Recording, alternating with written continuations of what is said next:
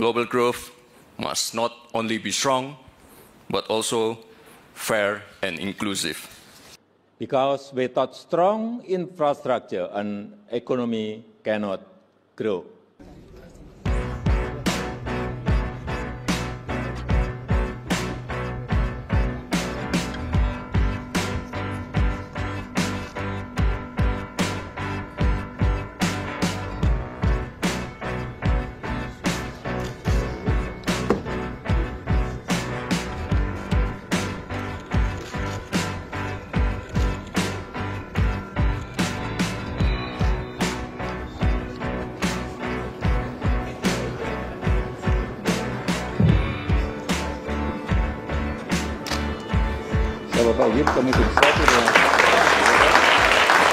This now may we invite everyone to stand on their seats and then facing the camera.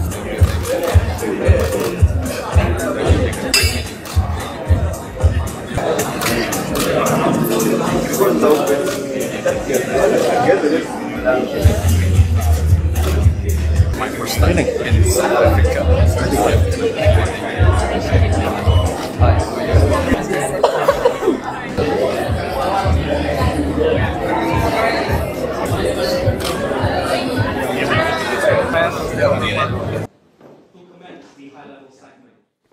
Good afternoon, everyone.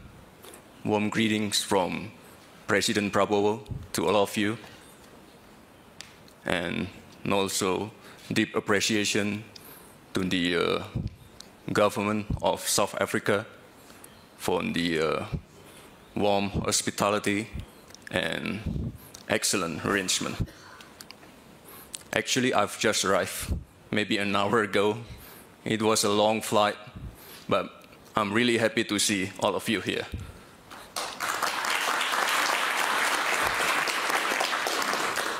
And I think this is a huge step to strengthen our relationship, and our commitment to expand collaboration with Africa remains very strong. With collaboration, the emerging economies can shape the future. Global growth must not only be strong, but also fair and inclusive. The visit of President Ramaphosa a few weeks ago to Indonesia reflects deep cooperation between the two countries. Both presidents agreed to have visa-free entry. So I think this is good news for all of you. No more visa. And also to push trade and investment on agriculture and energy. Indonesia also committed to expand outbound investment in South Africa. South Africa is our strategic partner and gateway to the African market. At the same time, Indonesia also offers industrial capacity, human resources, manufacturing network, technology, and entry to ASEAN market. The launch of Indonesia and South Africa High-Level Business Council demonstrate how government and private sector can work together. I also welcome the signing of MOU on strategic industry today. I hope this will bring great benefits for both countries. In closing, I want to emphasize on our commitment to improve investment and economic cooperation with Africa. So if there are any issues, please inform us. Here with me is one of our best ministers, vice ministers, and ambassadors, and of course, our friend from Kadin, Indonesia. And we stand open to assist all of you because Africa is the continent that will set the pace of tomorrow. Africa is growing really fast and full of potential. Africa is the future, and Indonesia wants to build that future together with Africa. Thank you. Indonesia believes that global growth must not only be strong, but also fair and inclusive.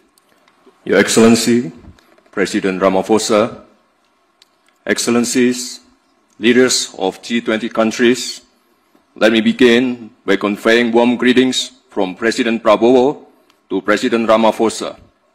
Also deep appreciation to the government of South Africa for the warm hospitality and excellent arrangement. We commend South Africa's leadership in steering the G20 through a challenging year. This is a historic G20 summit, the first being held on African soil.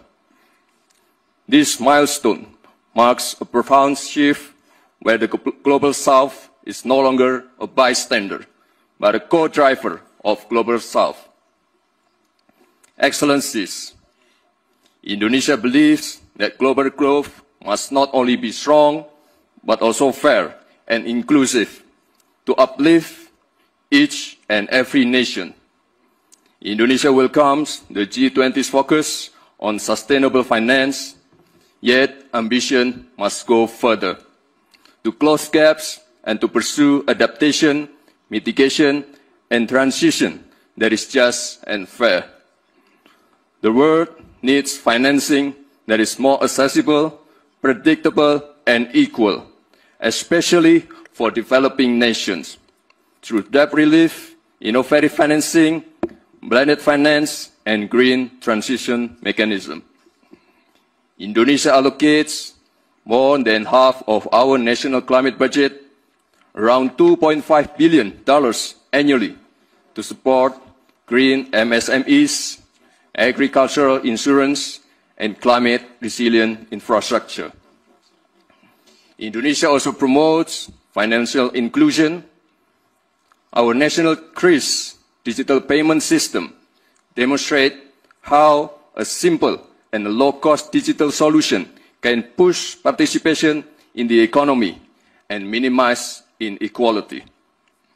Emerging technologies such as crypto asset, digital tokens, including Bitcoin, may create both opportunities and risks. Therefore, Indonesia proposes that the G20 initiate dialogue on intelligence economy.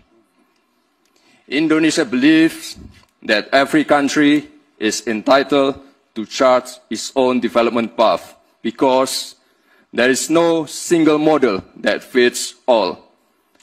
There is no such thing called the best method. Cooperation must empower, not dictate. Cooperation must uplift, not create dependency. Thank you.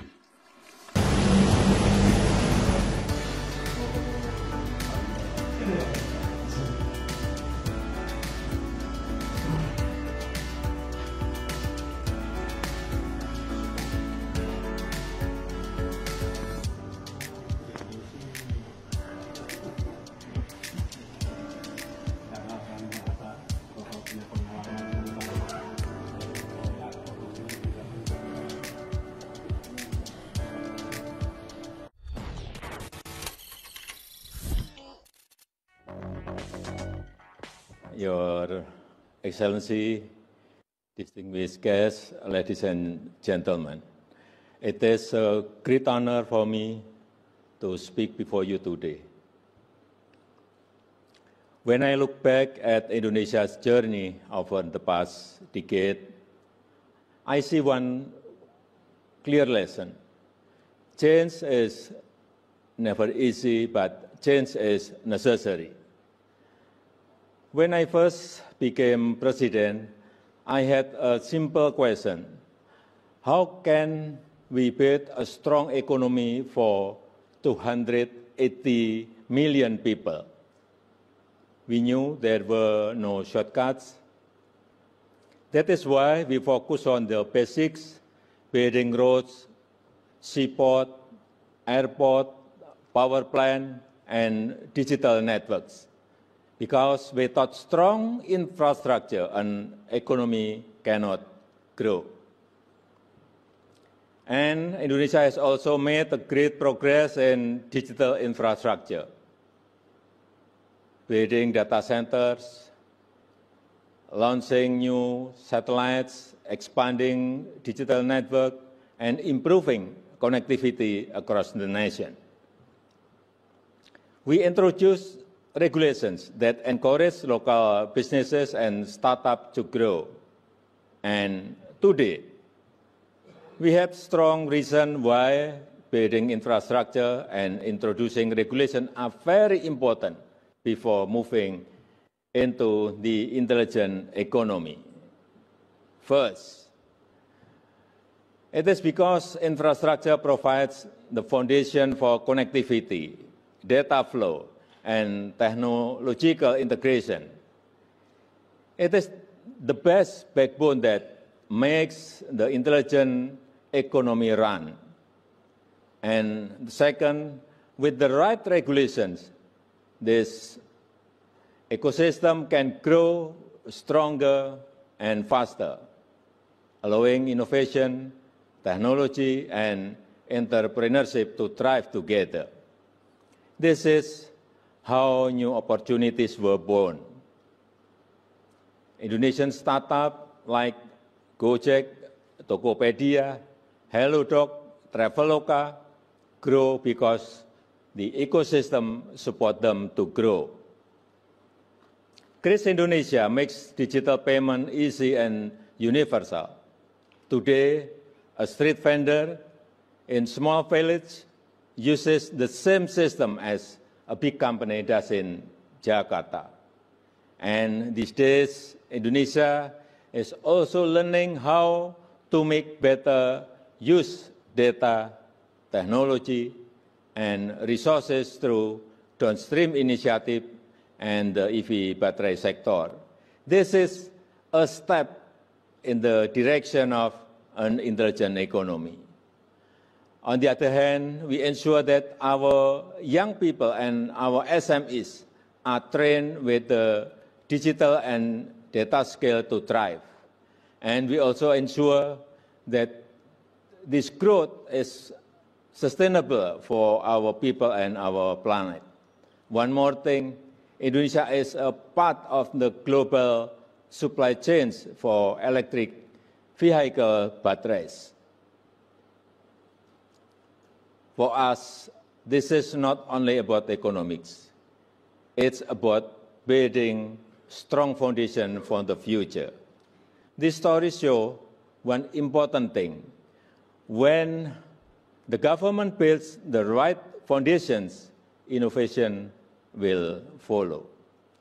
With all these efforts, together they form the ecosystem and foundation of Indonesia's new economy.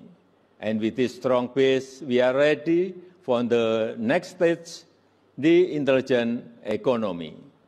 The intelligent economy is built on how well we use data and information, because data and information is not just power, it is capital.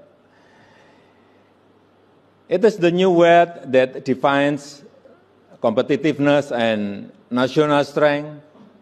We know this is a process to collect, to analyze, and to appraise data and information to make the best decision and also to make a good policy. And for young generation, it is our responsibility to ensure they must understand AI and they study AI because the future is there. It is also time for us to redesign how human and machines build the future together from data and machine learning. The intelligent economy is not only about technology, it is about preparing people. Then, the other big question may arise in our mind. Will job opportunities disappear in the era of intelligent economy? No. The answer is no. I really disagree that job opportunities will disappear. In fact, I believe that there will be more jobs and more opportunities to come if we make sure our people are ready for them. We must ensure that they know and they study AI, coding, algorithm, and also about machine learning. This is something fundamental. We must introduce, we must prepare, we must train them to get good digital literacy and skills. That is why this is not only Indonesia's story, it is also the story of Southeast Asia. Across the region, millions of young people are building startups. Millions of small businesses are moving online. New unicorns are emerging. Southeast Asia is no longer just a market. It is becoming a global force. The next unicorn may not come from Silicon Valley or Shenzhen. It may come from Jakarta, Singapore, Bangkok, Kuala Lumpur, Manila, or Hanoi. On the other hand, by applying the intelligent economy, we should redefine our system. We should redefine our process. We should redefine our strategy to get better income, to get better economic growth, to get better life for the people. For me, this is not only a national responsibility, it is also a call to international institutions like the IMF and World Bank. They should redefine their financial instrument, their financial system, and their digital infrastructure. And for the WTO, they should redefine their trade system, and they also should redefine their tariff system. In my opinion, we will redefine almost in all sectors, but it can be from education and then health at first. We must redefine the process, the system, and the strategy so we can grow better and faster. Ladies and gentlemen, Indonesia's journey shows that transformation needs courage, persistence, and belief. We are not finished. We are still building. With strong foundation, innovation, and global collaboration, Indonesia and Southeast Asia will continue to grow in this new era. In this new era of economy, cooperation and collaboration are the key to run intelligent economy. And I believe that in this new economy, the intelligent economy, nations, companies, and societies that can integrate intelligence into governance, industries, and social system will grow better and faster.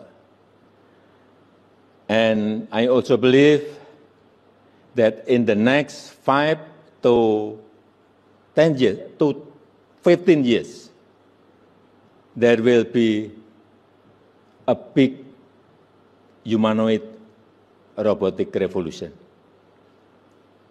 And there will be a big AI revolution.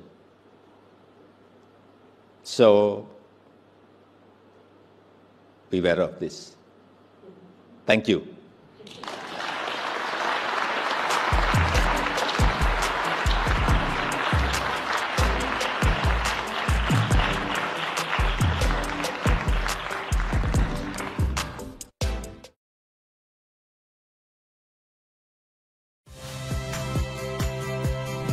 Saya Agin Fridianto, Saksikan terus program-program Kompas TV melalui siaran digital, pay TV, dan media streaming lain. Kompas TV, independen, terpercaya.